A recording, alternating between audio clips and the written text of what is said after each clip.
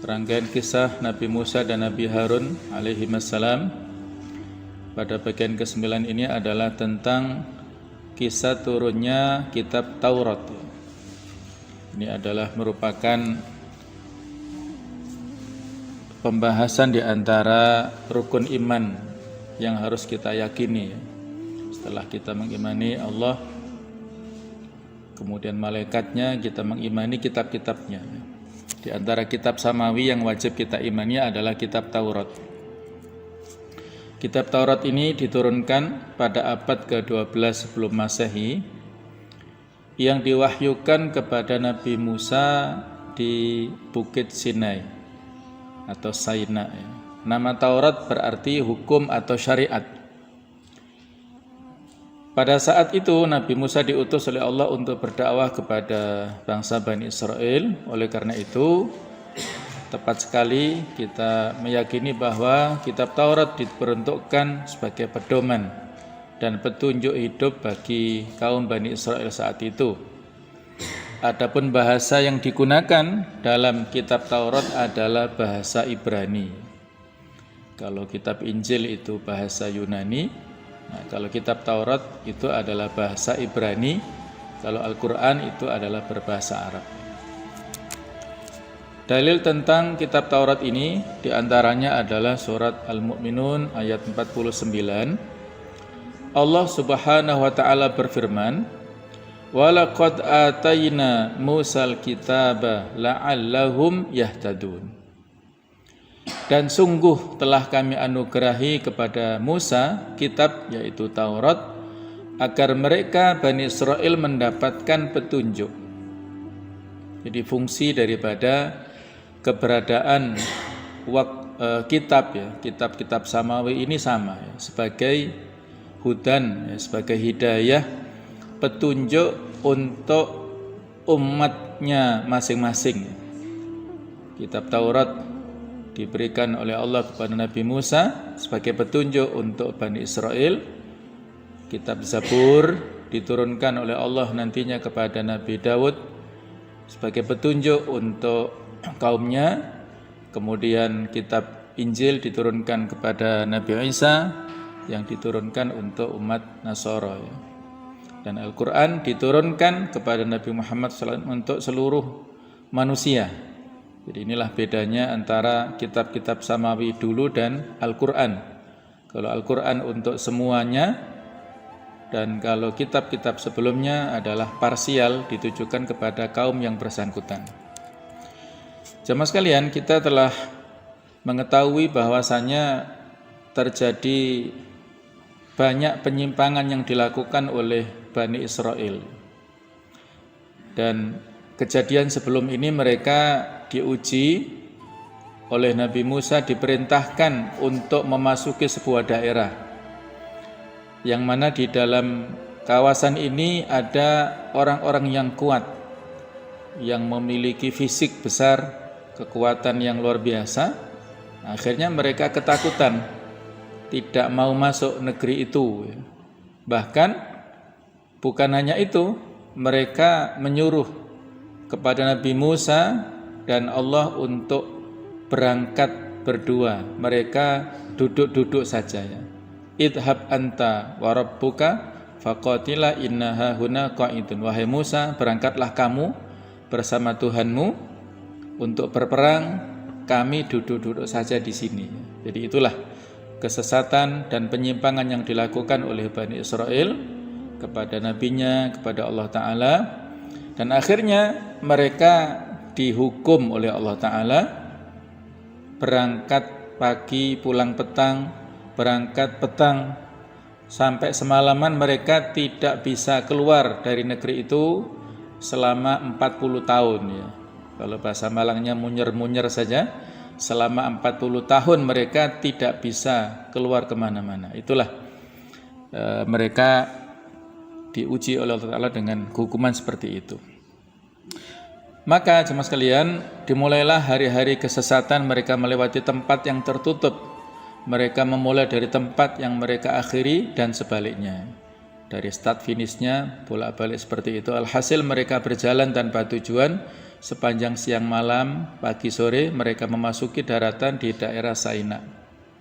Nabi Musa kembali ke tempat yang beliau bertemu di dalamnya untuk pertama kalinya dengan kalimat-kalimat Allah Subhanahu wa taala. Bani Israel turun dari At-Tur dan Nabi Musa mendaki gunung sendirian. Di sana diturunkan Taurat dan Allah berdialog dengannya. Sebelum Nabi Musa naik untuk bertemu dengan Tuhannya, ia menjadikan saudaranya yaitu Nabi Harun sebagai khalifahnya untuk kaumnya. Maksudnya sebagai wakil ya, sebagai pengganti pimpinan setelah ditinggalkan Nabi Musa. Segala sesuatunya diwakilkan kepada Nabi Harun untuk mengurus dan memimpin kaumnya. Harun diangkatnya sebagai wakilnya yang bertanggung jawab untuk mengurus kaumnya, dan Nabi Musa pun pergi menuju Tuhannya. Ini bisa kita baca di surat Al-A'raf ayat 142. Allah berfirman, "Wa wa'adna Musa 30 lailah." Dan kami telah menjadikan kepada Nabi Musa, yaitu memberikan kitab Taurat sesudah berlalu waktu 30 malam. Wa atmamnaha bi ashrin, dan kami sempurnakan jumlah malam itu dengan 10 malam. Jadi totalnya 40 ya. Fatamma miqatu rabbih arba'ina lailah. Maka sempurnakanlah waktu yang telah ditentukan Tuhannya 40 malam. Wa qala Musa li akhihi Harun akhlufni fi qaumi wa aslih wa la tattabi sabilal mufsidin. Dan berkatalah Nabi Musa kepada saudaranya itu Nabi Harun, gantikanlah aku dalam memimpin kaumku. Jadi dari kata-kata akhlufni di sini ya. Akhlufni adalah menjadi khalifah tadi. Gantikanlah aku dalam memimpin kaumku dan perbaikilah. Dan janganlah kamu mengikuti jalan orang-orang yang membuat kerusakan. Jamaah sekalian, orang-orang dahulu mengatakan bahwa Nabi Musa berpuasa selama 30 hari sepanjang malam dan siang tanpa mencicipi makanan sedikit pun. Kemudian Nabi Musa tidak ingin untuk berdialog kepada Tuhannya sementara mulutnya dalam keadaan seperti mulut orang yang berpuasa.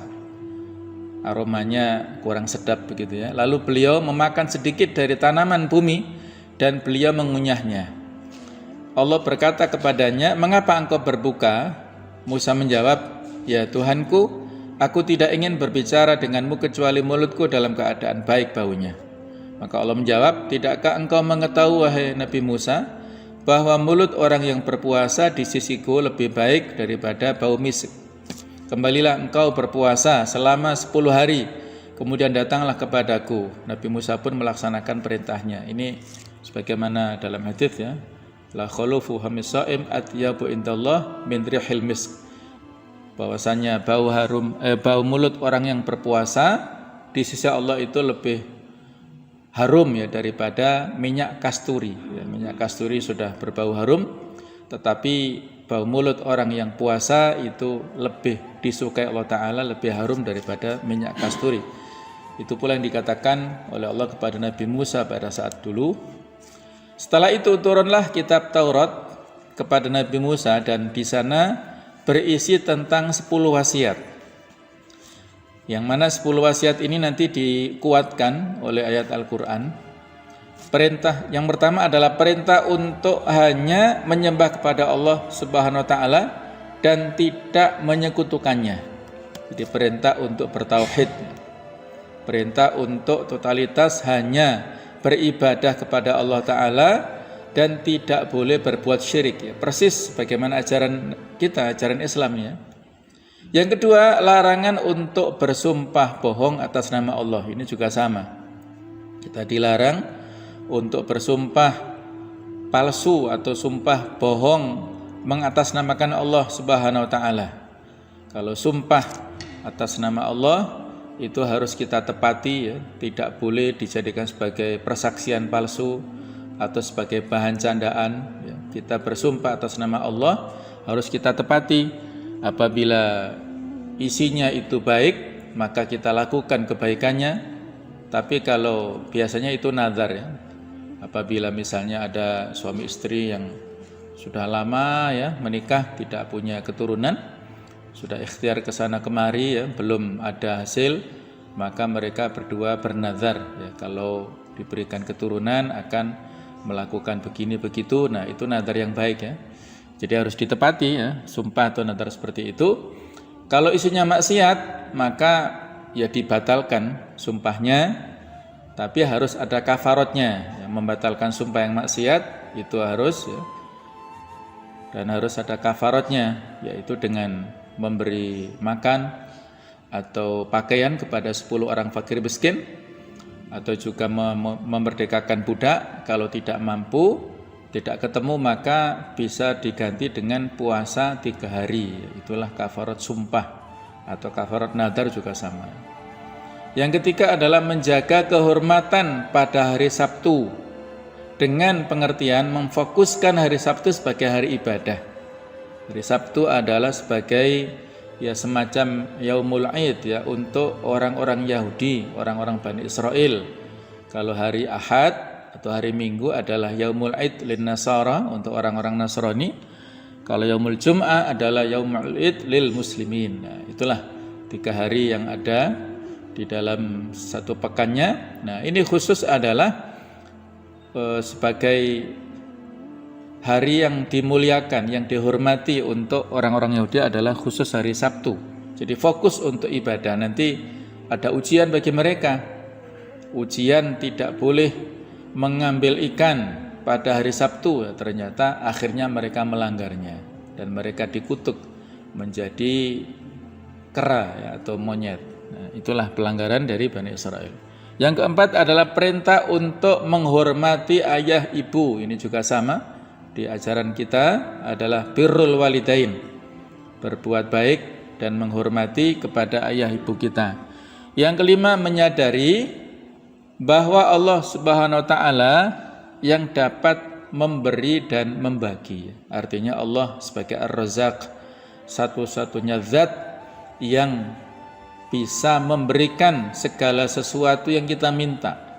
Maka kita hanya memohon kepada Allah. Allahumma la mani alima ataita wala mu'tiya lima mana'ta wala yanfa'u dzal jati minkal jatu. Itu wirid yang biasa kita ucapkan setelah sholat fardu ya.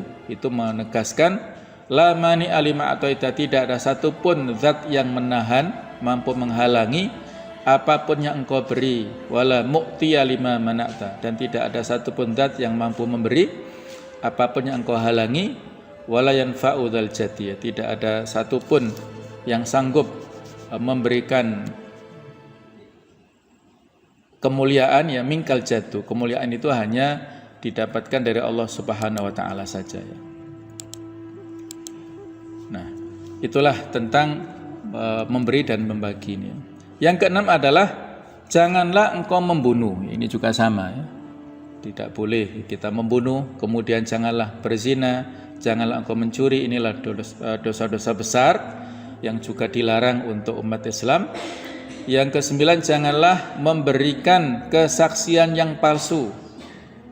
Kesaksian yang palsu pada saat dibutuhkan di peradilan, kita menyaksikan sesuatu tapi tidak kita sampaikan seperti fakta untuk melindungi kepada tersangka ataupun terdakwa misalnya. Nah, di sini kita harus menyampaikan secara sebenarnya. Tidak boleh berbohong ya. Kemudian ke-10, jangan engkau merasa tertipu atau terpikat kepada rumah temanmu atau istrinya atau budaknya atau sapinya atau keledainya. Jadi di sini kaitannya dengan harta dunia ya. Tidak boleh tertipu ataupun terpikat kepada sesuatu yang bukan milik kita. Apakah itu rumahnya ataukah fasilitas yang dimiliki oleh orang-orang yang ada di sekitar kita. Nah, itu kita tidak boleh ya. Kita menisbatkan semuanya itu hanya kepada Allah Subhanahu wa taala saja. Ketika kita melihat sesuatu yang silau atau yang menjadikan kita itu terpana, maka etikanya kita mengucapkan Masya Allah la quwata illa billah ya. Itu seperti di surat Al-Kahfi ya. Pada saat kita memasuki segala sesuatu melihat sesuatu yang mengherankan, maka kita kembalikan itu kepada masyiatullah. Kita melihat gedung yang besar, rumah yang mewah, atau kendaraan yang bagus, maka kita kembalikan masya Allah, sesuatu itu adalah berdasarkan kehendak Allah. La quwata illa billah, tidak ada daya dan kekuatan kecuali milik Allah saja. Itu bukan kemampuan seseorang ya. Dia diuji oleh Allah Ta'ala dengan harta seperti itu misalnya, dia diuji oleh Allah Ta'ala dengan kemampuan seperti itu. Semua itu hanya milik Allah. Kalau tidak kita ucapkan seperti itu, maka dikhawatirkan ada ain ya, penyakit ain yang berdampak kepada madharat. Bisa jadi sesuatu itu hancur ya, sebagaimana kisah di surat Al-Kahfi itu. Ketika pemiliknya ujub dengan yang dia miliki, dia punya properti kebun yang sangat mewah, ada pohon kurmanya yang sangat banyak, ada air sungai yang mengalir yang luar biasa. Nah, dia bangga-banggakan kepada temannya, dipamer-pamerkan, ya, maka ketika ludes, terbakar, hancur kebun-kebun yang dia miliki itu, karena dia lupa ya, laula ya, seandainya dia mengatakan masya Allah la quwata illa billah, itu tidak terjadi ya, tapi sudah ya, Allah mentakdirkan seperti itu. Bisa juga apabila kita melihat hal-hal yang membuat kita silau, itu kita kembalikan kepada kehidupan akhirat ya. Ada suatu kalimat yang disampaikan oleh Rasulullah SAW pada saat beliau menggali parit di perang Khandaq, jadi melindungi kota Madinah supaya tidak diserang oleh pasukan Ahzab. Ketika beliau menyaksikan para sahabat bermandikan peluh ya, mereka luar biasa dalam hal bekerja untuk menggali parit, maka beliau memberikan motivasi, Allahumma la aisha illa aisyatal akhirah. Tidak ada kehidupan yang sesungguhnya kecuali kehidupan akhirat. Nah, dunia ini hanya sementara, akhirat adalah suatu yang abadi ya. Nah, itulah dalam rangka untuk membuat kita supaya tidak takjub dengan segala urusan dunia ya. Kita kembalikan pada Allah Ta'ala, dan di sini membuat kita tidak boleh tertipu atau terpikat kepada rumah temanmu atau istrinya atau budaknya atau sapinya atau keledainya ya, fasilitas yang dia miliki ya. Jadi intinya harus berzuhud pada dunia ya. Ada seorang sahabat yang bertanya kepada Nabi SAW, ya Rasulullah, tunjukkan kepadaku satu amalan yang membuat Allah cinta kepadaku dan orang-orang cinta kepadaku. Maka beliau memberikan saran, izhad fi dunya yuhibbukallah wazhad fi ma indan nas yuhibbukan nas. Zuhudlah kamu kepada dunia, maka Allah akan menjadikan cinta kepadamu ya, Allah mencintaimu. Dan zuhudlah kamu kepada apa yang dimiliki oleh orang lain, maka niscaya orang-orang akan cinta kepadamu. Ya, itulah strategi atau cara supaya kita mendapatkan cinta Allah adalah kita berzuhud di dalam kehidupan dunia, dan supaya kita dicintai oleh orang lain, kita zuhud terhadap apa yang dimiliki oleh orang lain, tidak tamak, tidak merasa iri ya, tidak punya keinginan untuk mendapatkan apa yang dimiliki orang lain. Semua itu sudah takdirnya sendiri-sendiri ya, sudah rezekinya sendiri-sendiri, tidak perlu kita mencampuri urusan dan keinginan yang ada pada orang lain tersebut ya. Jamaah sekalian, para ulama salaf mengatakan bahwa kandungan 10 wasiat yang ada di kitab Taurat itu telah terdapat dalam 2 ayat Al-Quran, yaitu di surat Al-An'am ini ayat 151 dan dilanjutkan 152. Qul ta'alau, katakanlah wahai Muhammad, ta'alau, marilah ku bacakan, atlu ya, ta'alu, marilah kemari, atlu ma harrama rabbukum alaikum, aku bacakan apa yang telah diharamkan oleh Allah kepada kalian. Alla tusyriku bihi syai'ah. Nah, ini tadi ya ajaran Musa yang pertama, janganlah kamu mempersekutukan sesuatu dengan dia. Wa bil walidaini ihsana, dan supaya berbuat baik kepada ibu bapak kita masing-masing. Wala taqtulu auladakum min imlaq, dan janganlah kamu membunuh anak-anak kamu karena takut kemiskinan. Jadi tidak boleh ya, Tidak boleh khawatir dengan rizki yang nantinya menjadi susah karena banyak anak ya. Jadi kalau filosofi orang Jawa itu ada sisi benarnya ya.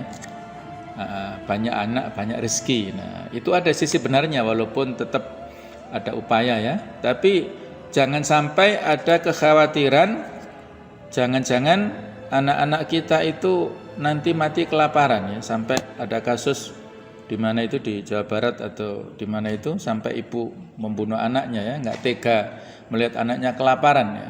Jadi ini berarti tawakalnya kurang ya. Masing-masing jiwa itu sudah ada jatah rezekinya. Jangankan manusia, binatang melata, semut yang kecil itu saja sudah ada jatah rezekinya. Binatang yang melata yang kecil bagaimanapun ukurannya sudah ada jatah rezekinya. Apalagi manusia yang makhluk paling mulia di dunia itu ya pasti sudah ada jaminan rezeki. Jadi tidak boleh membunuh anak-anak kamu karena takut kemiskinan. Nahnu narzuqukum wa iyyahum. Kami kata Allah narzuquhum, memberikan rezeki kepada kalian, wa iyyahum dan kepada mereka. Jadi tidak perlu mengkhawatirkan. Wala taqrabul fawahisha ma dhahara minha wa ma batan. Dan janganlah kamu mendekati perbuatan-perbuatan yang keji, baik yang nampak maupun yang tersembunyi. Jadi tidak boleh melakukan hal-hal yang haram, yang zina ya, kaitannya al-fawahish ya. Perbuatan-perbuatan keji di sini adalah dengan perzinaan. Wala taqtulun nafsal lati haramallahu illa bil haq, dan janganlah kalian membunuh jiwa yang diharamkan oleh Allah Ta'ala untuk dibunuh illa bil haq, kecuali karena alasan yang benar. Jadi tidak boleh membunuh sesama muslim baik dengan sengaja ataupun tidak sengaja, karena mereka terlindungi, harta kehormatannya, darahnya itu adalah haram untuk dibunuh, kecuali dengan benar. Alasan yang benar di sini adalah karena kisos misalnya ya, karena dia membunuh orang muslim yang lain maka negara memutuskan kisos. Nah itu baru ada alasannya. Dzalikum wasaqum bihi la'allakum ta'qilun. Demikian itu yang diperintahkan kepadamu supaya kamu memahaminya. Dilanjut ayat 152, wala taqrabu malal yatimi illa billati ahsanu hatta yablugha asyuddah. Dan janganlah kamu dekati harta anak yatim kecuali dengan cara yang lebih bermanfaat. Artinya kalau anak yatim yang masih belum balik, belum mampu memanage harta peninggalan orang tuanya, kemudian walinya diserai, maka harus amanah, tidak boleh korupsi ya dalam hal itu ya. Jadi tidak boleh memanfaatkan keluguan anak yatim yang masih kecil itu. Nah, hatta yablugha asyuddah, sampai dia dewasa baru kita kembalikan, tidak boleh ada pengurangan. Wa auful kaila wal mizana bil qist, dan sempurnakanlah takaran dan timbangan dengan adil. La nukallifu nafsan illa wus'aha, kami tidak memikulkan beban kepada seorang melainkan sekedar kesanggupannya. Wa idza qultum fa'dilu, apabila kalian mengatakan maksudnya fa'dilu, maka berbuat adilah. Walau kana dza qurba, walaupun kepada kerabat ya, harus bersikap objektif, tidak boleh berat sebelah ya, tidak boleh dalam hal ini tidak adil ya. Wa bi ahdillahi aufu, dan penuhilah janji Allah. Dzalikum wasaqum bihi la'allakum tadhakkarun, yang demikian itu diperintahkan Allah kepadamu agar kamu ingat ya. Jadi jamaah sekalian, inilah keterkaitan antara 10 wasiat yang diberikan Allah kepada Nabi Musa dengan ayat-ayat yang ada dalam Al-Qur'anul Karim seperti ini. Jadi karena ada wihdatu risalah, keterkaitan risalah antara Nabi dan Rasul, ajarannya juga sama. Jadi ajaran-ajaran yang kaitannya banyak di sini dengan masalah etika, masalah adab ya. Jadi kalau soal akidah, kemudian soal akhlak, ini ada kesamaan yang hampir-hampir persis lah ya. Yang berbeda adalah kaitannya dengan masalah syariatnya saja ya, yaitu perundang-undangannya. Kalau soal hal-hal yang normatif itu sama. Allah Ta'ala menceritakan kepada kita bagaimana keadaan Musa ketika ia pergi untuk menemui janji dengan Tuhannya. Musa ketika berpuasa selama 40 malam bermaksud untuk lebih mendekat kepada Tuhannya. Ketika Allah berdialog dengannya, maka Musa merasakan cinta yang semakin bergelora kepada Tuhannya. Kami tidak mengetahui perasaan apa yang ada di hati Musa ketika ia meminta kepada Tuhannya agar dapat melihatnya. Seringkali cinta yang ada di dalam manusia mendorong dirinya untuk meminta sesuatu yang mustahil. Lalu bagaimana bayangan Anda terhadap cinta yang berhubungan dengan cinta kepada Allah Ta'ala? Ia adalah hakikat cinta, kedalaman perasaan Nabi Musa kepada Tuhannya, dan kecintaannya kepada Sang Pencipta. Semua ini mendorongnya untuk meminta kepada Allah agar dapat melihatnya. Ya. Nanti disebutkan ya di kisah selanjutnya, diabadikan di Al-Quran ini tentang permintaan Nabi Musa yang sepertinya mustahil ya. Dan ini analisanya adalah bukan untuk apa-apa, tapi itu adalah karena cinta yang luar biasa kepada Allah Ta'ala sehingga meminta sesuatu yang mustahil. Ini firman Allah Ta'ala di surat Al-A'raf 143, walamma ja'a Musa limiqatina wa kallamahu rabbuh qala rabbi arini andur ilaik. Dan tatkala Nabi Musa datang untuk bermunajat dengan kami pada waktu yang telah kami tentukan ya, limiqatina, pada miqat ya, miqat pada waktu yang telah ditentukan memenuhi panggilan Allah Ta'ala, wa kallamahu rabbuhu, dan Allah telah berfirman langsung kepadanya. Wa kallamallahu Musa taklima, di ayat yang lain Allah berbicara kepada Nabi Musa secara langsung, sehingga julukan Nabi Musa itu adalah kalimullah, Rasul yang pernah diajak bicara oleh Allah Ta'ala. Jadi luar biasa, kedudukan yang sangat terhormat. Maka saat itu Nabi Musa memohon sesuatu yang berlebihan ini ya. Qala rabbi arini andur ilaik. Ya Allah, wahai Rabbku, wahai Tuhanku, arini, tunjukkanlah, tampakkanlah kepadaku, andur ilaik, aku supaya bisa melihat engkau. Nah, tampakkanlah zatmu supaya aku bisa melihatmu. Ini permintaan Nabi Musa. Maka Allah Ta'ala ya, dalam hal ini menjawab, qala lan taroni, kamu sekali-kali tidak sanggup melihatku. Demikianlah dorongan cinta dari para pecinta sejati. Musa bertanya dan meminta kepada Tuhannya sesuatu yang menakjubkan tetapi Allah menjawabnya seperti ini ya, lan taroni. Ini ada huruf lan yang dalam nahwu itu, lan itu sesuatu yang berarti tidak ya, sekali-kali tidak pernah terjadi engkau akan melihatku di dunia ini.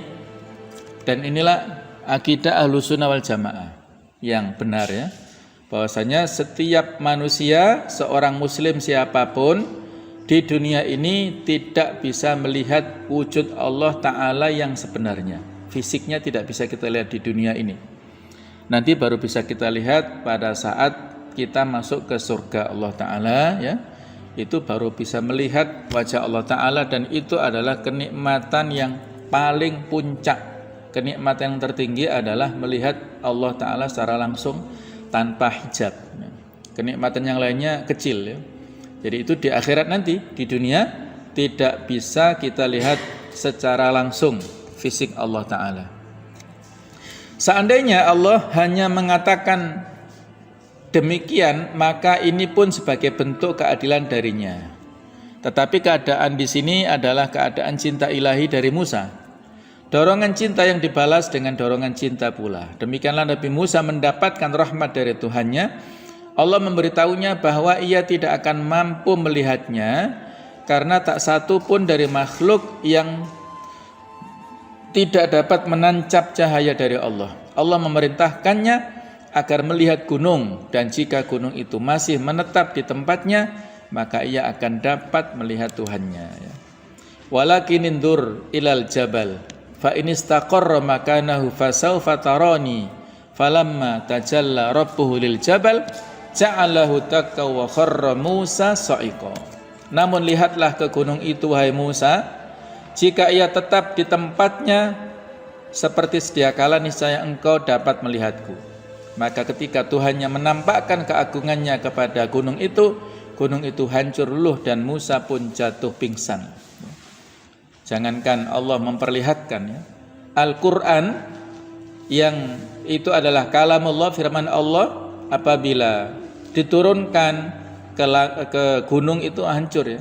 Lau anzalna hadzal qur'ana ala jabal la ra'aitahu khashi'an mutasaddian min khasyatillah. Seandainya kami turunkan Al-Qur'an kepada gunung yang kokoh seperti itu, sekokoh itu, diturunkan Al-Qur'an saja, la ra'aitahu khashi'an, pasti engkau bisa melihatnya menjadi hancur, menjadi tunduk patuh dan hancur lebur min khasyatillah, karena takut kepada Allah Ta'ala. Jadi itulah kedahsyatan Al-Qur'an yang firman Allah, sehingga setiap turun wahyu Nabi menggigil ya. Ini hikmah Al-Qur'an kenapa tidak diturunkan sekaligus, karena kedahsyatannya kalam-kalam Allah itu. 5 ayat saja di surat Al-Alaq diturunkan pertama saja Nabi menggigil, minta diselimuti oleh Khadijah. Itu baru 5 ayat, apalagi yang lebih dari itu ya, jadi nggak kuat. Nah, itulah maka Al-Qur'an diturunkan secara berangsur-angsur. Nah, kemudian falamma afaqa qala subhanak tubtu ilaika wa ana awwalul mu'minin. Maka tatkala Nabi Musa sadar kembali, ia berkata, Maha suci engkau ya Allah, aku bertaubat kepada engkau dan aku adalah orang yang pertama-tama beriman. Tiada seorang pun yang dapat menangkap cahaya Allah. Nabi Musa mengetahui hakikat ini dan menyaksikan sendiri as'aq ya, adalah al-maut, kematian, atau al-ighma. Jadi ighma atau pingsan ya, tidak sadar atau pingsan. Kami tidak mengetahui bagaimana keadaan yang dialami Nabi Musa ketika ia kehilangan kehidupannya atau kesadarannya. Tidak ada sebuah keterangan yang lebih detail tentang itu ya. Jadi sa'iqah tadi ya, as'aq adalah sa'iqah, beliau adalah tersungkur jatuh ya, tidak mampu untuk menahan dirinya, pingsan karena takut dengan Allah Subhanahu wa taala. Para mufassir klasik cukup serius meneliti dan memperbincangkan tentang ayat-ayat ini. Misalnya mereka bertanya-tanya, bagaimana Nabi Musa meminta kepada Allah agar dapat melihatnya,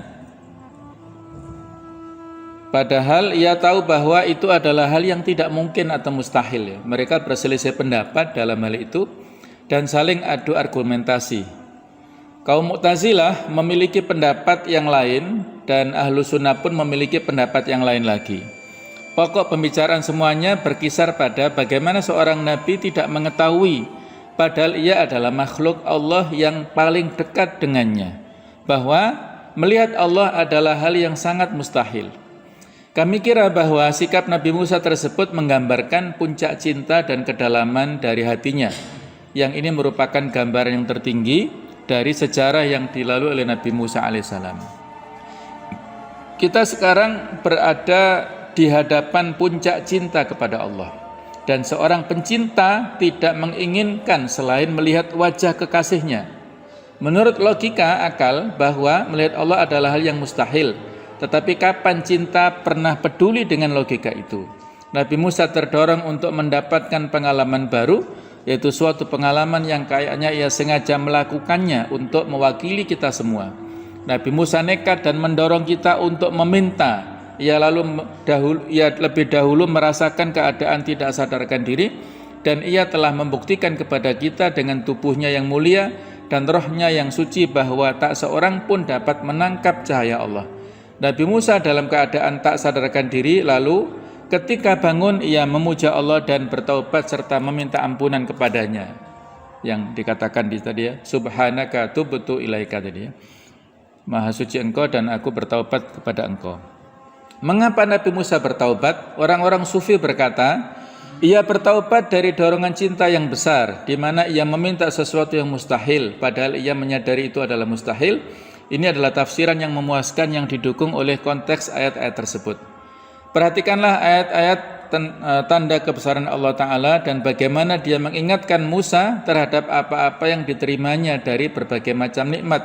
Allah berkata kepada Nabi Musa di surat Al-A'raf selanjutnya 144-145 yang artinya adalah, hai Musa, sesungguhnya aku memilih melebihkan kamu dari manusia yang lain di masamu untuk membawa risalahku dan untuk berbicara langsung denganku. Sebab itu berpegang teguhlah kepada apa yang aku berikan kepadamu, dan hendaklah kamu termasuk orang-orang yang bersyukur. Dan telah kami tuliskan untuk Musa pada lauh-lauh, yaitu Taurat, segala sesuatu sebagai pelajaran dan penjelasan untuk segala hal. Maka kami berfirman, berpegang teguhlah kepadanya dan suruhlah kaummu berpegang kepadanya dengan sebaik-baiknya.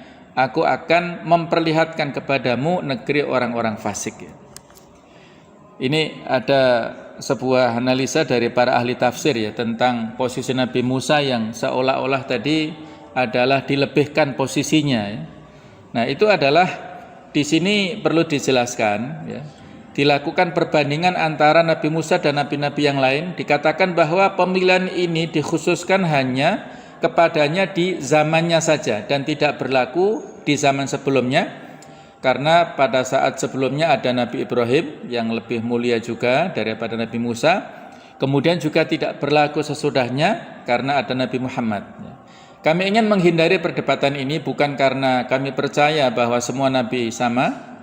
Memang Allah memberitahu kita bahwa Dia mengutamakan sebagian Nabi atau sebagian yang lain dan mengangkat derajat sebagian mereka atau sebagian yang lain. Tetapi pengutamaan ini adalah hal yang tidak boleh kita sentuh. Hendaknya kita beriman kepada seluruh nabi dan kita harus menunjukkan penghormatan kita kepada mereka semuanya ya. Di Al-Baqarah, la nufarriqu baina ahadin minhum ya. Kita tidak membeda-bedakan antara sebagian di antara mereka. Kita semuanya mengimani semua nabi dan rasul ya dengan risalah masing-masing itu. Ya. Baiklah ya. Adalah bukan hal yang sopan jika kita mencoba membanding-bandingkan di antara para nabi, yang utama adalah hendaklah kita meyakini dan mengimani mereka semua. Akhirnya selesailah perjumpaan Nabi Musa dengan Tuhannya. Kemudian Nabi Musa kembali kepada kaumnya dalam keadaan marah dan jengkel. Di alam wujud tidak ada seorang manusia yang memiliki kelembutan dan kerelaan hati yang begitu besar seperti Nabi Musa. Tetapi ia diberitahu oleh Tuhannya bahwa kaumnya telah menyimpang dari jalannya. Oleh karena itu ia kembali dalam keadaan marah dan jengkel kepada Musa. Ini kisah pada saat Nabi Musa pulang ya dari Bukit Tursina dan ternyata mendapatkan kesyirikan dilakukan oleh kaumnya ya. Kisah ini sudah pernah kita sampaikan ya pada saat dulu, tapi ada sisi-sisi yang perlu kita tambahkan.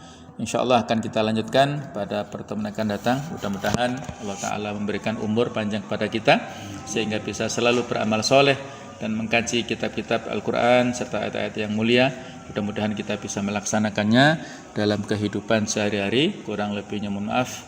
Subhanakallahumma bihamdik asyhadu alla ilaha illa anta astaghfiruka wa atubu ilaik. Wassalamualaikum warahmatullahi wabarakatuh.